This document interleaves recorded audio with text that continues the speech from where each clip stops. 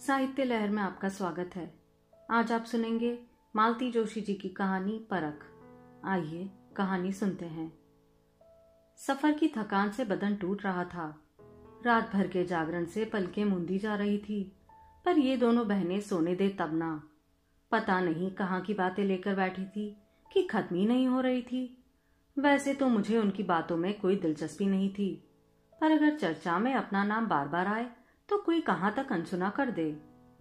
जी मौसी कह रही थी, लड़की को ठीक से खिलाती पिलाती नहीं क्या? एकदम सूखा छुआरा हो रही है। नहीं तो इस उम्र में लड़कियां कैसे गदराए आम की सी होती है। अब खाना तो जो हम सब खा रही है वही सीमा भी खा रही है, अम्मा ने उसास भरकर कहा। पर उसके शरीर को लगता ही नहीं है तो हम क्या करें। एक तो उसकी नौकरी भी ऐसी जानलेवा है। सुबह की गई शाम को लौटती है। रोज का 5-7 मील का आना जाना है। स्कूटी पर जाती है। सर्दी गर्मी बरसात सभी झेलना पड़ता है।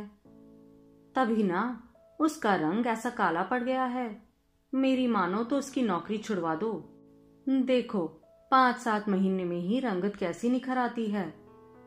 नौकरी कैसे छुड़वा दूं? ये जो 2-4 ढंग के कपड़े उसके बदन पर नजर आ रहे हैं उस नौकरी की ही बदौलत तो है। नहीं तो बेचारी कॉलेज तक में फटे हाल जाया करती थी। तुमने देखा तो है। क्यों? दोनों भाई मिलकर बहन को पहना ओढ़ा भी नहीं सकते क्या? खाना खिला रहे हैं, यही बहुत है। क्या बात करती हो जिज्जी? अगर ऐसे हाल है तो फिर दान दहेज क्या देंगे? तुमने तो मुझे बड़ी मुसीबत में डाल दिया। मान लो कल को तुम्हारे कहने से मैं कहीं बात चलाऊं और लेने देने के नाम पर वह हाथ ऊंचे कर दे तो मेरी तो नाक ही कट जाएगी। अब तुमसे घर की बात मैं क्या कहूं शकुन। बहुएं तो खैर पराए घर से ही आती है, उनमें मोह माया ना हो तो समझ में आता है। पर जब अपने पेट जाए ही एकदम पराया का सा व्यवहार करने लगते हैं तब बड़ा जी दुखता है। तेरे जीजा जी की तब बहुत याद आती है। बातचीत अब दूसरे ट्रैक पर चली गई थी। अम्मा बेटे बहुओं का रोना लेकर बैठ गई थी। इस अंतहीन रामायण में मुझे कोई रुचि नहीं थी। रोज ही सुनती हूँ, सुन सुनकर कान पक गए हैं। इसलिए अब मेरे कान अपने आप ही बंद हो गए। कब मेरी आंख लग गई मुझे खुद ही पता नहीं चला। सोकर उठी तो अच्छी खासी शाम हो रही थी। कमरा एकदम खाली था। बाहर आकर देखा अम्मा बरामदे में बैठी माला फेर रही थी। किचन में मौसी शाम के खाने की तैयारी में व्यस्त थी। मैंने भीतर जाकर कहा, मौसी एक हाथ गैस खाली है क्या? मैं अपनी चाय बना लूंगी। तू क्यों बनाएगी लाडो, मैं हूं ना। फिर गैस पर चढ़ाते हुए बोली, सीमा तू वो वाली क्रीम क्यों नहीं लगाती? कौन सी? अरे अच्छा सा नाम है, देख अब याद ही नहीं आ रहा। मेरी ननंद की बेटी है ना कुमुद, तेरी तरह ही सावली थी। बस 6 महीने वह क्रीम लगाई होगी, एकदम मैदे की लोई की तरह निकल आई है। अरे वाह, तब तो कुमुद को उस क्रीम का ब्रांड एम्बेसडर बन जाना चाहिए। मतलब? छोड़िए, मैं तो मजाक कर रही थी। पर मौसी जी, आजकल मैदे की लोई का फैशन नहीं है ना, अब गदराए आमों का जमाना है। अब तो लोग नगद नारायण देखते हैं। दान दहेज तो जमाने से चला आ रहा है। तब तो माँ बाप एक बार देकर छुट्टी पा जाते थे, पर आजकल लोगों को परमानेंट दहेज चाहिए, यानी कि नौकरी। लड़के वाले अब कन्या का रूप गुण नहीं देखते। वे पूछते हैं नौकरी परमानेंट है या टेम्पररी, सरकारी है या प्राइवेट। अगर आपकी बिटिया डॉक्टर है, इंजीनियर है, प्रोफेसर है या बैंक में नौकरी है तो लोग यह नहीं पूछेंगे कि लड़की गोरी है या काली, लंबी है या नाटी। वे उसका वेतनमान पूछेंगे, बैंक बैलेंस जानना चाहेंगे। तू भी तो नौकरी कर रही है, फिर तेरी नौकरी पर कोई क्यों रिझा नहीं अब तक? रीझने लायक नौकरी हो तो ना मौसी। एक प्राइवेट स्कूल में पढ़ाती हूँ। जितने पर दस्तखत करती हूँ उसका 3/4 हाथ में आता है। वह भी इतना कम है कि बताते हुए भी शर्म आती है। मुझसे ज्यादा वेतन तो सरकारी स्कूल का चपरासी पाता है। तुझे सरकारी नौकरी नहीं मिल सकती? मिल सकती है, मिली भी थी, पर शुरुआत पोस्टिंग अक्सर गांव में मिलती है और मुझे अकेले भेजने को कोई तैयार ना था, तो अपनी अम्मा को साथ ले जाती ना। घर पर भी उसे कौन से फूलों से तोला जा रहा है। अम्मा जरा भी हिलने के लिए तैयार नहीं है। कहती है पूरे घर में यही एक कमरा अपना है, यहाँ से चली जाऊंगी तो वह भी छिन जाएगा। कल को तेरी शादी हो जाएगी तो मैं क्या बरामदे में सोऊंगी। अच्छा हुआ कि उसी समय मौसा जी की गाड़ी की आवाज सुनाई दी और यह अप्रिय विषय समाप्त हो गया। नहीं, समाप्त कहाँ हुआ। चाय की टेबल पर मौसी ने फिर वही रामायण छेड़ दी। आपके पास इतने लड़के काम करते हैं, इसके लिए कोई अच्छा सा लड़का देखो ना। जिज्जी बेचारी की नींद उड़ गई है। दूसरे दिन सुबह नहा धोकर बाहर निकली तो देखा रसोई से बड़ी अच्छी खुशबू आ रही है। फौरन वहां पहुंच गई। मौसी, क्या बना रही हो? पूरा घर महक रहा है। ये सीमा, तुझे दुहाजू चलेगा? एक क्षण को तो मुझे लगा कि वह नाश्ते के बारे में पूछ रही है। उनकी बात समझने में मुझे वक्त लगा।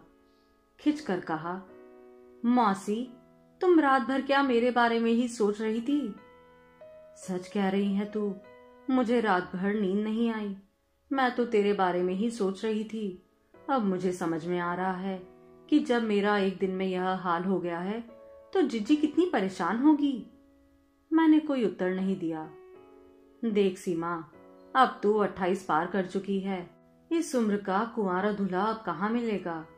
आजकल तो लड़के 20-22 साल में नौकरी करने लगते हैं। उन्हें 3-4 साल तक रोकना भी मुश्किल हो जाता है। लड़की वाले प्राण खा जाते हैं। 26 से ऊपर तो कुंवारा लड़का मिलना मुश्किल है। मौसी, अगर मुझे जरा भी एहसास होता कि माता राम इस मिशन के लिए यहाँ आई है तो अपनी छुट्टी और पैसा मैं जरा भी बर्बाद नहीं करती। मुझसे बोली, शकुन से मिले बहुत दिन हो गए हैं, मेरा जी घबरा रहा है, इसलिए मैं उन्हें यहाँ ले आई। सोचा कि माँ की इतनी सी ख्वाहिश भी अगर पूरी ना कर सकूं तो मेरी नौकरी करने का क्या फायदा। मुझे क्या पता था कि वह यहाँ आके प्रपंच रचने वाली है। प्रपंच रचना पड़ता है बेटा। कुंवारी लड़की घर में हो तो माँ बाप की भूख प्यास गायब हो जाती है। खैर, वो बात जाने दे, तू मेरी बात का जवाब दे। तुझे दुहाजू चलेगा? मुझे चुप देखकर बोली, देख बेटा, अपनी उम्र ज्यादा हो जाए तो थोड़े समझौते करने पड़ते हैं। समझौते हमेशा हम ही क्यों करें? ऐसी बात नहीं है, वे लोग भी करते हैं। दूसरी शादी होती है तो वे लोग ना रंग देखते हैं, ना रूप, ना दान दहेज मांगते हैं। हाँ, उन्हें तो बस एक अदद बीवी चाहिए और अगर बच्चे हो तो उनके लिए काया। मैंने व्यंग किया, पर मौसी ने सिर्फ मेरे शब्द सुने, शब्दों की धार को अनुभव नहीं किया। बोली, बच्चे है तो, पर नानी के पास है। तुम नहीं चाहोगी तो नहीं आएंगे। मतलब कि तुमने सुपात्र खोज भी लिया है? मेरी तो आंखें आश्चर्य से फैल ही गई। क्या करूं रे, जिज्जी का दुख देखा नहीं गया। वैसे खोजने के लिए ज्यादा दूर नहीं जाना पड़ा। मेरे रिश्ते का देवर है, कंपनी में अच्छी पोस्टिंग है, 2 बच्चे हैं। अभी 6 महीने पहले ही पत्नी का देहांत हुआ है, पीलिया हो गया था। और इतनी जल्दी जनाब फिर से घोड़ी पर चढ़ने को तैयार हो गए। यह हिंदुस्तान है लाडो, यहाँ तो शमशान से ही प्रस्ताव आना शुरू हो जाते हैं। एक की बेटी मरती है तो दूसरे की बेटी का घर बस जाता है। वाह, क्या बढ़िया सिस्टम है। मैंने हाँ या ना कुछ भी नहीं कहा था, पर देखा कि दोपहर लंच पर साहब बहादुर आमंत्रित है। रविवार था, इसलिए मौसा जी भी घर पर ही थे। परिचय के बाद उन्होंने मुझे इस तरह ऊपर से नीचे तक देखा कि मुझे झुरझुरी हो आई। कुछ लोग नारी देह को नजरों से इस तरह तौलते हैं कि उबकाई आने लगती है। जिस भी कंपनी में यह सज्जन होंगे, वहां की महिला कर्मचारियों की तो शामत ही आती होगी। मैंने अब तक नकारात्मक ऊर्जा के बारे में सुना भर था, आज प्रत्यक्ष अनुभव किया। वहां 10 मिनट बैठना भी मेरे लिए कठिन हो गया। एक्सक्यूज मी कहते हुए मैं उठी और भीतर चली गई। देखा, अम्मा दरवाजे से लगी खड़ी है। मेरे पीछे पीछे वह भी कमरे में चली आई। बोली, लड़का अच्छा है ना? तुम्हें यह लड़का नजर आ रहा है? धीरे बोल भवानी, एकदम भोपू सा बजा देती है। अम्मा ने डपट कर कहा तो मैं चुप हो गई। पल भर बाद अम्मा को एहसास हुआ कि वे भी ऊंची आवाज में बोल रही है। अपनी आवाज को यथाशक्ति धीमा करके बोली, मिन्नो, अब तू भी तो 16 की नहीं रह गई, तेरे लायक ही तो ढूंढना पड़ेगा। बेचारी शकुन, मेरी परेशानी बस उसी ने समझी। नायक जी के पीछे ही पड़ गई कि अपने भाई को मनाओ। आजकल इतना कौन करता है बता? अम्मा, मुझे जरा भी इल्म होता कि तुम इस पुण्य कार्य के लिए यहाँ आना चाहती हो तो मैं हरगिज ना आती। और तुम्हारी बहन और बहनोई ने बहुत मेहनत की है, मैं मानती हूँ, पर मुझे यह आदमी जरा भी अच्छा नहीं लगा, कह देती हूँ। अम्मा एकदम भड़क गई। अब तेरे लिए मैं राजकुमार कहाँ से लाऊं? गांठ में एक ढीला नहीं है, सिर पर बाप का साया नहीं है, भाई लोग कान में रुई दिए बैठे हैं, और लाडो के नखरे देखो। किस बलबूते पर इतना भाव खा रही हो? जरा मैं भी तो सुनूं। मैंने अपनी बात कह दी है, बस। और शकुन को क्या जवाब दूंगी मैं? वह मेरा सरदर्द नहीं है, मैंने कहा और मुंह फुलाकर बैठ गई। तभी मौसी हुलसते हुए कमरे में आई। सीमा, खाना खाकर जल्दी से तैयार हो जाना। अब तैयार किस लिए होना है मौसी? मैं जैसी भी हूँ, उन्होंने देख तो लिया है। देख तो लिया है रे, पर मैं सोच रही हूँ तुम लोग थोड़ा साथ में घूम फिर लो, एक दूसरे को समझ लो। मौसी, यूं हर किसी के साथ घूमने की मेरी आदत नहीं है। हर किसी के साथ तुझे हम भी नहीं छोड़ेंगे लाडो, पर उसने हाँ कर दी है, तभी मैंने घूमने का प्रस्ताव रखा है। अपने पास अब और समय भी तो नहीं है, आज शाम को तो तुम लोग चले ही जाओगे। इसलिए तो मैंने प्रवीण से कह दिया कि जो कुछ फैसला हो अभी बता दो। आज रात की गाड़ी से ये लोग वापस जा रहे हैं, तो उसने तुरंत ही हाँ कर दी। उनके हाँ करने से क्या होता है मौसी? कुछ मैं अपनी बात पूरी तरह कह भी नहीं पाई थी कि अम्मा ने पीछे से मेरा हाथ इतनी जोर से दबाया कि मेरी चीख निकलते निकलते रह गई। सोच लिया कि यहाँ तमाशा करना बेकार है, घर जाकर मौसी को चुपचाप फोन कर दूंगी। मौसी ने मेरे सामने साड़ियों का अंबार लगा दिया। मैचिंग ब्लाउज का बहाना करके मैंने सब निरस्त कर दी। कहा कि मेरे पास भी ढंग की 1-2 साड़ियां हैं, उनमें से पसंद कर लो। साड़ियां तो मैंने लौटा दी, पर मौसी का दिया अमेरिकन डायमंड का सेट मुझे पहनना ही पड़ा। थोड़ा बहुत मेकअप भी करना पड़ा। मौसी को अपनी बहू की बार बार याद आ रही थी। शुभा यहाँ होती तो इतने अच्छे से सजाती कि बस। मैं तैयार होकर बाहर आई तो मौसी और अम्मा दोनों मुग्ध भाव से मुझे निहार रही थी। प्रवीण, मौसी ने देवर को आदेश दिया, इसे संभाल कर ले जाना और मॉल जरूर दिखा लाना, इनके शहर में अभी बना नहीं है। गेट के बाहर कंपनी बहादुर की मारुति 800 खड़ी थी। सब लोग हमें गेट तक छोड़ने आए, मौसा जी भी। ऐसा लगा जैसे मैं आज ही विदा हो रही हूँ। मौसी की हिदायतें खत्म ही नहीं हो रही थी और अम्मा की आंखें डबडबा आई थी। अम्मा की डबडबाई आंखें दूर तक मेरा पीछा करती रही। सच तो यह था कि अम्मा के लिए ही मैं इस सैर के लिए राजी हुई थी। मौसी के सामने मैं उनकी हटी नहीं करना चाहती थी। घंटे 2 घंटे का सवाल था, फिर रात को तो हम लोगों को निकलना ही था। घर पहुंचकर मौसी को चुपचाप फोन कर दूंगी, बात खत्म। ठीक से बैठो, बगल से आवाज आई। जी। मैंने कहा ठीक से बैठो, दरवाजे से चिपटी जा रही हो। गिर गिरा गई तो भाभी मुझे खा जाएंगी। क्यों, गाड़ी का लॉक ठीक नहीं है क्या? लॉक वॉक सब ठीक है, नई नकोर गाड़ी है, पर ढंग से बैठने में क्या हर्ज है। वह जैसे चाहते थे उतना ठीक से तो मैं बैठ नहीं पाई, पर हाँ, थोड़ा सा सरक गई।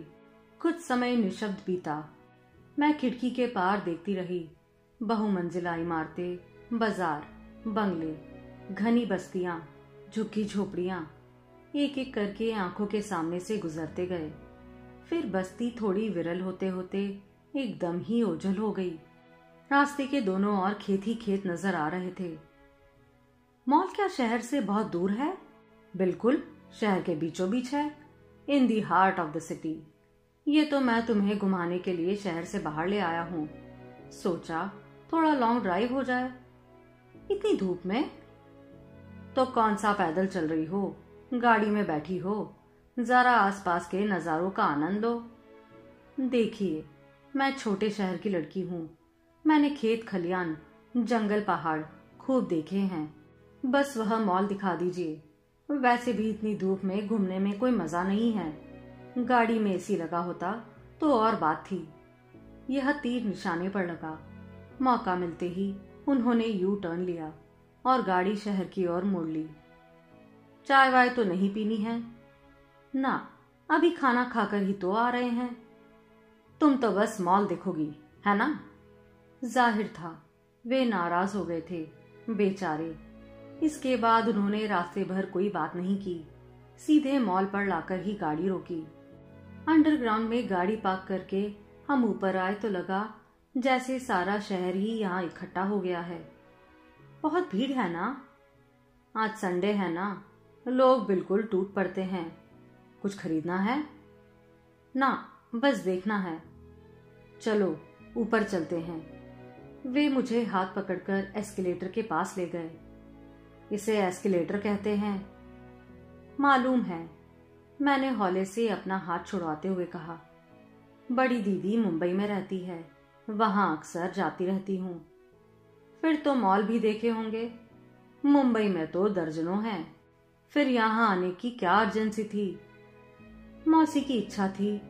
और सुनिए, मैं एस्केलेटर से नहीं जाऊंगी, मुझे डर लगता है। रही ना वही छोटे शहरों वाली। अरे डरने की क्या बात है, मैं हूं ना। उन्होंने फिर मेरा हाथ पकड़ लिया। हम लोग सीढ़ियों से चलते हैं ना?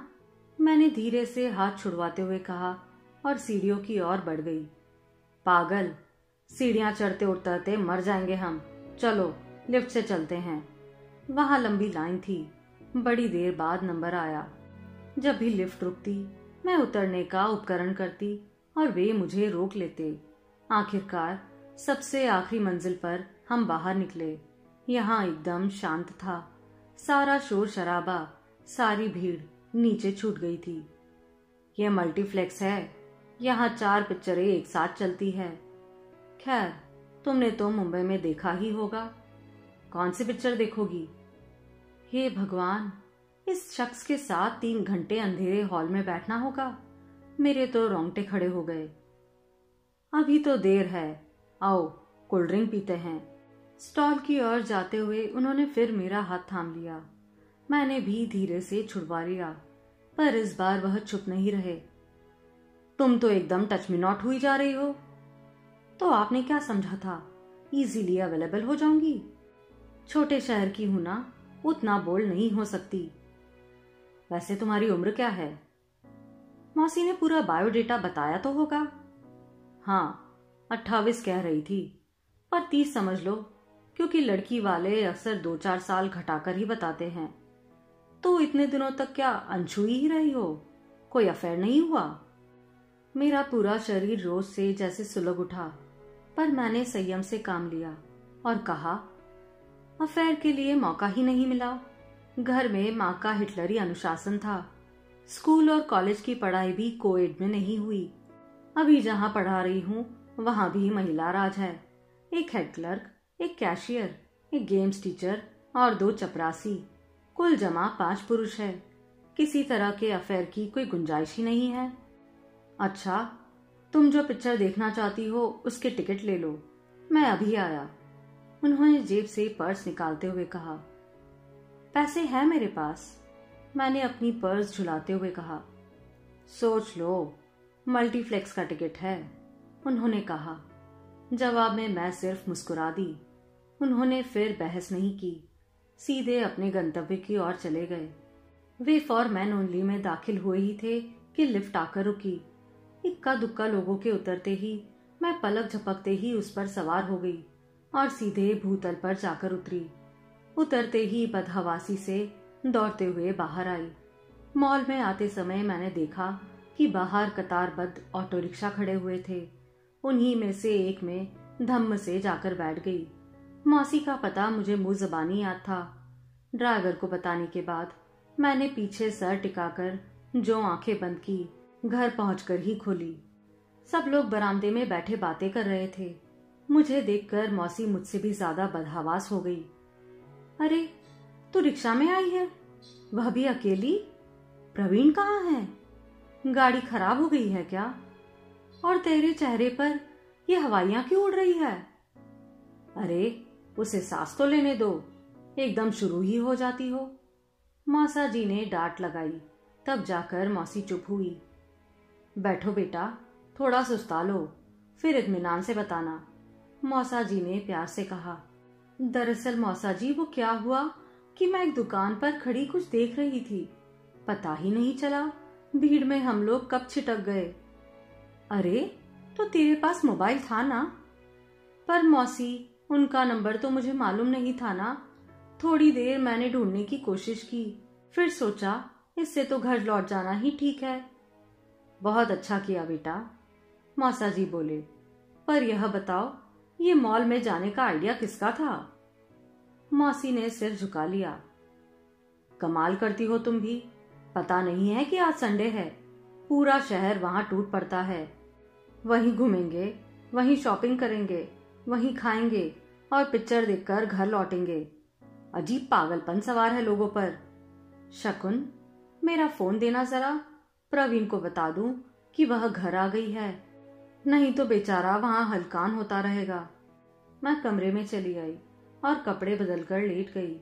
मन में अजीब सी धुकधुकी हो रही थी। मैंने एक एडवेंचर तो कर लिया, पर उसका अभी परिणाम आना शेष था।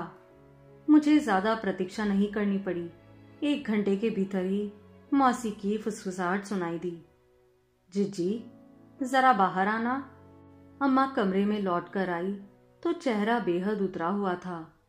आते ही बोली, लगता है तू मुझे चैन से मरने नहीं देगी। क्यों, क्या हुआ? होना क्या है, लड़के ने मना कर दिया है।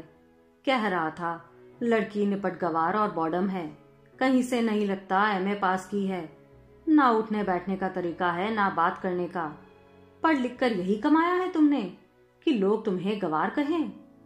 मां अनवरत बोली चली जा रही थी कि अचानक उनकी नजर मेरे चेहरे पर पड़ी, जहां हताशा का कोई चिन्ह नहीं था। चिढ़कर बोली, तुम्हें तो खुशी हो रही होगी ना, तुम्हारी तो मन की हो गई है।